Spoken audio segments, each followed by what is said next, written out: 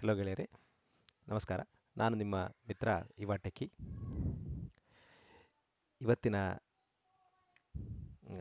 ಕ್ಲಾಸ್ನಲ್ಲಿ ನಾವು ಹೇಗೆ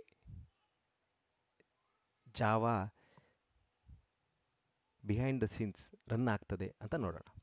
ಸೊ ಜಾವಾದಲ್ಲಿ 3 ಯೂನಿಟ್ಸ್ ಇರ್ತದೆ. ಆ, ಈ 3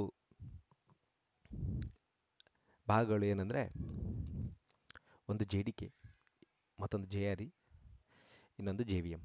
JDK ಅಂದರೆ ಜಾವಾ ಡೆವಲಪ್ಮೆಂಟ್ ಕಿಟ್. ಇದು ಜಾವಾ ಪ್ರೋಗ್ರಾಮ್ ಮಾಡೋರಿಗೆ ಹೇಗೆ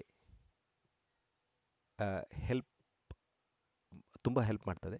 ಇದರಲ್ಲಿ ತುಂಬ ಪಾರ್ಟ್ಸ್ ಇದೆ. ಕಂಪೈಲರ್, ಜಾವಾ ಕಂಪೈಲರ್ ಬರ್ತದೆ. ಹಾಗೆ ಇದು ನಿಮಗೆ ಟೆಸ್ಟಿಂಗ್ ಮಾಡಲಿಕ್ಕೆ, ಡಿಬಗ್ ಮಾಡಲಿಕ್ಕೆ ಹೆಲ್ಪ್ ಮಾಡ್ತದೆ.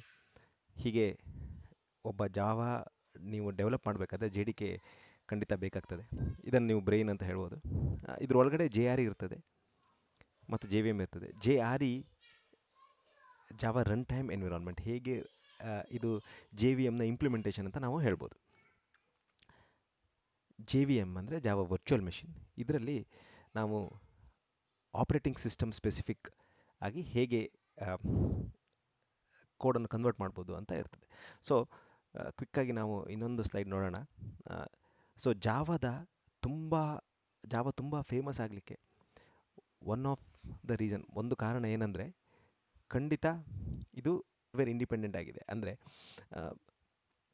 ನೀವು ಬರೆದಿರುವ ಕೋಡು ಯಾವುದೇ ರೀತಿ ಆಪರೇಟಿಂಗ್ ಸಿಸ್ಟಮ್ ಆಗಲಿ, ಹಾರ್ಡ್ವೇರ್ ಮೇಲಾಗಲಿ ಡಿಪೆಂಡೆಂಟ್ ಆಗಿರೋದಿಲ್ಲ. ಸೊ ಅದರ ಅರ್ಥ ಏನು ನೋಡೋಣ ಕ್ವಿಕ್ಕಾಗಿ. ನೀವು ಒಂದು ಫೈಲಲ್ಲಿ ನಿಮ್ಮ ಸೋರ್ಸ್ ಕೋಡ್ ಬರಿತೀರಾ. ನಿಮ್ಮ ಪ್ರೋಗ್ರಾಮ್ ಬರೆದ ತಕ್ಷಣ, ಸೋರ್ಸ್ ಕೋಡ್ ಅಂದರೆ ಪ್ರೋಗ್ರಾಮ್ ಅಂತ ಹೇಳ್ಬೋದು. ನೀವು ಪ್ರೋಗ್ರಾಮ್ ಬರಿತೀರಾ. ಆ ಪ್ರೋಗ್ರಾಮನ್ನು ನೀವು .java ಅಂತ ಫೈಲಾಗಿ ಸೇವ್ ಮಾಡ್ತೀರಾ. ಅದು ನಿಮ್ಮದು ಸೋರ್ಸ್ ಕೋಡ್. ನೀವು ಆ ಸೋರ್ಸ್ ಕೋಡನ್ನು ಕಂಪೈಲರ್ ತೆಗೆದುಕೊಂಡು ಅದನ್ನು .class ಫೈಲಾಗಿ ಸೇವ್ ಮಾಡ್ತದೆ. ಡೈರೆಕ್ಟ್ ಆಗಲ್ಲ, ಅದನ್ನು ಕಂಪೈಲ್ ಮಾಡ್ತದೆ. ಮುಂಚೆ ಕಂಪೈಲ್ ಮಾಡಿದವಾಗ ನಿಮಗೆ ಬೈಟ್ ಕೋಡ್ ಜನ್ರೇಟ್ ಆಗ್ತದೆ. ಬೈಟ್ ಕೋಡಲ್ಲಿ ಬರೀ ನೀವು 1 0 ಅಂತ, ಹಾಗೆ 0 1 ಅಂತ ಬೈನರಿ ಡೇಟಾ ಇರ್ಬೋದು. ನೀವು ಓಪನ್ ಮಾಡಿ ನೋಡಿದ್ರೆ ನಿಮಗೆ ಯಾರಿಗೂ ಅದು ಅರ್ಥ ಆಗಲ್ಲ. ಬಟ್ ಅದರಲ್ಲಿ ನಿಮ್ಮ ಸೋರ್ಸ್ ಕೋಡನ್ನು ಬೈಟ್ ಕೋಡಾಗಿ ಕನ್ವರ್ಟ್ ಮಾಡಿರ್ತದೆ. ಈ ಕೋಡನ್ನು JVM ತೆಗೆದುಕೊಂಡು ಯಾವ ಆಪರೇಟಿಂಗ್ ಸಿಸ್ಟಮಲ್ಲಿ ನೀವು ರನ್ ಮಾಡಬೇಕು ಅದನ್ನು ಅರ್ಥ ಮಾಡಿಕೊಂಡು ಅದರ ಮೇಲೆ ಬರೆದಿರ್ತಾರೆ. ಸೊ ಪ್ರತಿಯೊಂದು ಆಪರೇಟಿಂಗ್ ಸಿಸ್ಟಮಿಗೆ ಅದರದ್ದೇ ಸ್ಪೆಸಿಫಿಕ್ ಆದ JVM ಇರ್ತದೆ.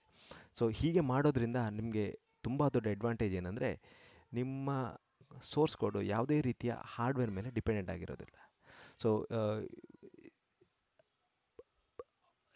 ಇದು ನೀವು C++ ಪ್ರೋಗ್ರಾಮಿಂಗಲ್ಲಿ ನೀವು ನೋಡಿದವಾಗ, ಫಾರ್ ಅನ್ ಎಕ್ಸಾಂಪಲ್ ಆಗಿ, ಅಥವಾ ಸಿಯಲ್ಲಿ, ಹಾಗೆ ಹಾಗೆ ಬೇರೆ ಪ್ರೋಗ್ರಾಮಿಂಗಲ್ಲಿ ಏನಾಗ್ತದೆ ಅಂದರೆ, ನೀವು